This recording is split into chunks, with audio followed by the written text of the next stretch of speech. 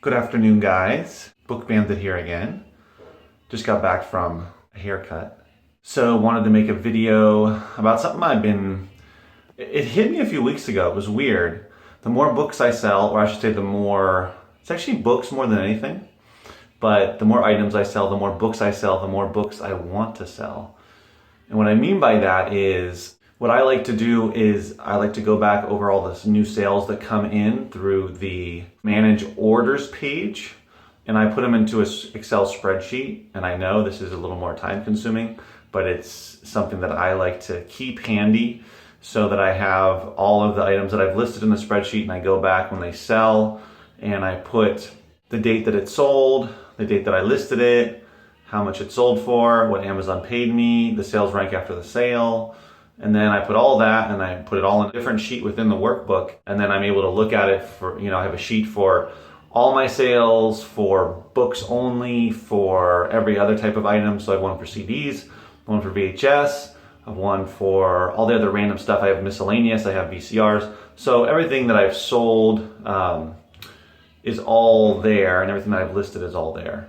So that's not what this video is about. But that gets me thinking when I'm going through my sales in the manage offers page, which once I see these sales, especially some larger ones, it just makes me want to sell more. Now, this might seem like an obvious thing, but it's the weird thing about FBA, where the more that you sell, the more you have to send in if you want to keep selling more.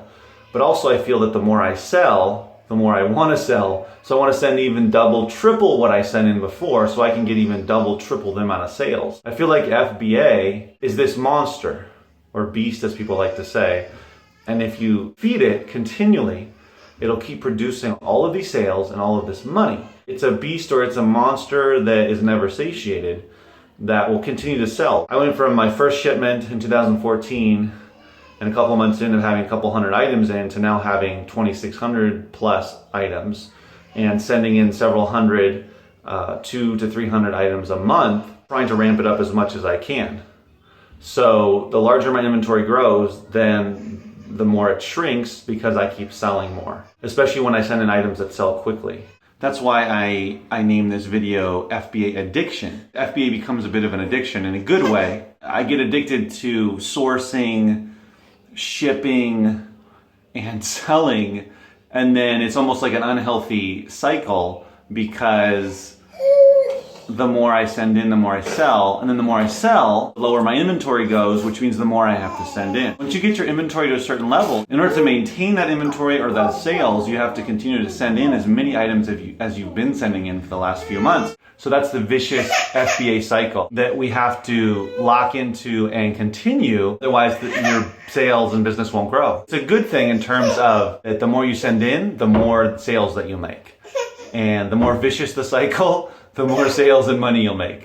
But at the same time, it's something that I can see where if you don't like it, and if you don't take some breaks, you could burn out. Because it's nice to see sales continue to grow and more money come in. But then what if sales go down a month because you didn't send as much stuff in, or you didn't make as much money this month as you made the previous month? Are you gonna really get down on yourself? You definitely shouldn't get down on yourself. I know I talk a lot about, oh, my sales have been growing month to month, but I know at some point I'm gonna hit a plateau and my sales are probably not gonna grow much more unless I can increase the amount of items that I'm sending in, which will have a limit because it's just me doing everything. Keep that in mind. When you're new and you're just making a few sales, it feels great. It feels incredible. And then once the novelty of making sales at all wears off, then you start to get into the cycle of, oh, I want to make more sales, which you should. For me, I still love to make more sales, and my sales do go up, but I try to keep it all in perspective and just know that I'm doing the most that I can do by myself part-time, and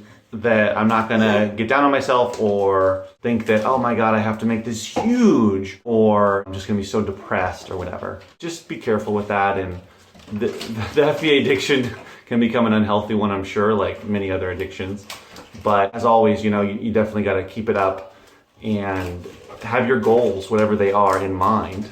Don't work yourself to the bone, because a lot of people I know, like myself, want to use this as sort of a launching pad to do bigger things and save money and start other businesses or retire, or, whatever it may be. But don't end up having it feel like a job or any sort of work that you don't enjoy. And you feel like, oh God, I gotta go out and source again. I gotta get my numbers up. Set your goals, but be realistic at the same time. So hopefully this made some sense to you guys. Let me know what you think about it and if you feel the same way. And as always, remember, keep booking.